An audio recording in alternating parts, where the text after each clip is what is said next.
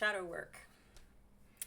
So these are important because if you don't find a way to be okay with and explore and be open about, even if it's just with yourself, the stuff that you feel embarrassment about, shame about, the things that you hide for whatever reason, like all of this stuff, you might be thinking that you can hide it. You've been working on hiding it your whole life and it's not a big deal and no one's going to see it.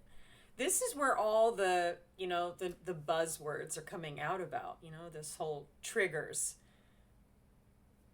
You're going to get triggered. If you try and push this stuff under the rug, you are going to be triggered by someone or something at some point. It's inevitable. It starts to affect relationships because you can't show up authentically. Again, all these things like avoidant attachment style and anxious attachment style, this is all just words and expressions to talk through the things that you've been through that are now affecting your relationships. It's the stuff that you're not facing. And the problem that I have with some of this stuff when it comes to these terms and these buzzwords, in a way it can kind of like justify to maintain certain behavior, oh, well, this is what happened to me as a kid. So now I identify with this, buzzword. Now, I understand it's part of it is, to have some sort of language, to make connections, to understand why you might do certain things, and that there is a classification, right, of traits and whatever that you might display because of what you went through as a kid or wherever it is that you learned this behavior. I don't dispute that stuff's not important to recognize and to see. It is. But if you use it as an excuse in a way or as a way to identify yourself and that justifies you to continue it and not do the work, it's not helping you.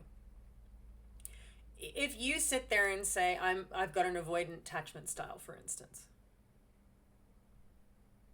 and then you create an identity around that, and then you look for people who have anxious attachment, like, where's that going to get you? It doesn't fix anything, right? And I think it's too general. It's too broad. Now, you may, in some occasions, you may have more of an anxious approach. And in some others, you might have more of a avoidant. We all have these. But do you want to identify with that? Do you want that to be your experience when it comes to relationships? Is that how you want to see yourself, to justify whatever it is that you're doing, behavior or otherwise? Is that what you want? So, yes, it's something to recognize within yourself, but then to open up the door to actually look inward. And a lot of people are scared of that. A lot of people are scared of their shadow. They're scared of what's in there. And again, this is where things can get interesting, is our memories can sometimes be a bit warped because, again, it depends on what happened. Every single person is different. Every single person deals with what happens to them differently. We all have different charts. Like if we want to bring astrology into this, we all have different charts. And so our experience, based on what placements we have, will create a different experience or a different result or a different reaction in comparison to somebody else who went through the same thing because their placements are different. That's why I like astrology and things like this so much, because it helps individualize us. Rather than these buzzwords or catchphrases, and I'm not saying this to discount anyone's feelings, not at all. On the contrary, I'm trying to go to show the individuality of every single person. Now, it can be difficult sometimes for us to see our individuality because we've all been conditioned to try and be the same. But we're not. We're not at all. We all have very different experiences. Even if a bunch of people have been through the same things, I guarantee you their version of it, their feeling of it, their interpretation of it will be different. And because it's different, it creates a different result, a different connection, different traumas. Everything past that point is different. And so again, when it comes to these kinds of ideas, yes, we can connect if we've had similar, experiences, similar traumas and similar pain and whatever. We definitely can. But I still say it's going to be a different outcome, the way a person sees it. It's how, like, when you think about siblings, right? They go through the same exact experience, like on paper, they were both there for that same experience. But both of them will have very different versions and very different feelings about what actually happened.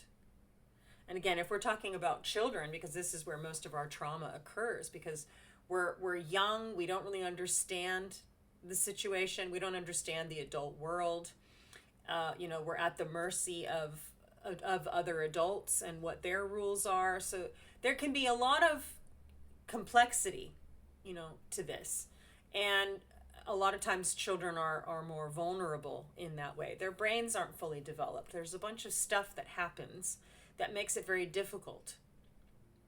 And again, based on what it is, what sort of pain you went through or what you experienced where you just didn't have any control over what happened in your life.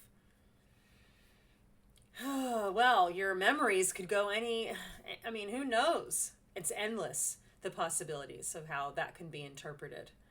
And then again, when it comes to traumas and experiences that we go through, the ways that we survive them, the ways that we move forward are different as well. So it becomes difficult then to really truly recognize how a person as a child found their way to deal with their circumstances, a way to survive it. And again, it depends on what they were exposed to. It depends on what they're influenced by. It depends on a lot of things. And it makes it very difficult past that point because these types of lessons, these experiences, these survival mechanisms often are the thing that become what we do to try and avoid or deal with what happens in our adult life. But we're looking at it from a child's brain and now as an adult's brain. And again, the brain sometimes the mind doesn't know the difference. It pulls you right back to that childhood experience and it feels like you're still a child in that moment. And based on how you react, it's probably how you reacted as a child too, because it draws you back to that. But as adults, you have more tools, you have more experiences, you have more things that you can do. But if you've created an identity over what happened to you, and that's now who you've become, it becomes very difficult. Because then you just repeat the same thing over and over again. But it probably wasn't the best choice. It's probably what you had in terms of tools in your toolbox. But as you're older, you now have more options. There's more things that you can do. And you have more experiences to kind of go, okay, well, this feels kind of like this. I've been through this before. But you have to be really clear-headed in order to do that. And a lot of times people just use substances like alcohol and drugs and whatever to drown out this stuff. And so you're not even clear-headed as an adult. It's probably even worse than when you were a child because now you have this substance in the way. It's now in the way and you cannot think clearly. So not only are you reverting back to childhood, to a child mind, based on a child memory where your brain wasn't fully developed, now you also have substances in the mix that you've been using as a way to not deal.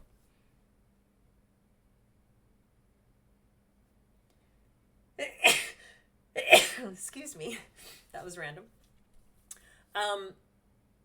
But ultimately, it becomes difficult then. Because how do you sort through these things? How do you do that? If you can't even think clearly because you've spent your life burying this stuff. And look, it is difficult, it is painful, it is complicated, it's whatever.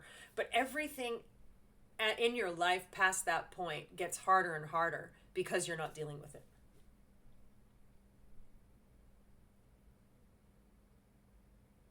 And that's just how it goes. You now have something that was probably, it depends on what, I don't want to diminish really horrible things happening to people, but it was more than likely a lot of the stuff was probably small. And, your little child brain couldn't comprehend it. as an adult it wouldn't be as big of a deal. You know what I mean? It's this kind of stuff we have to make these connections to. And, you have to find a way to forgive. That's a big one. Forgive yourself for being a child and being in an environment where you couldn't do anything about it. You couldn't stop it. Right? Forgive yourself for that and allow it to go. Right? Allow it to leave. Forgive the people who did whatever, you know what I mean, or who were there and didn't stop it for whatever reason.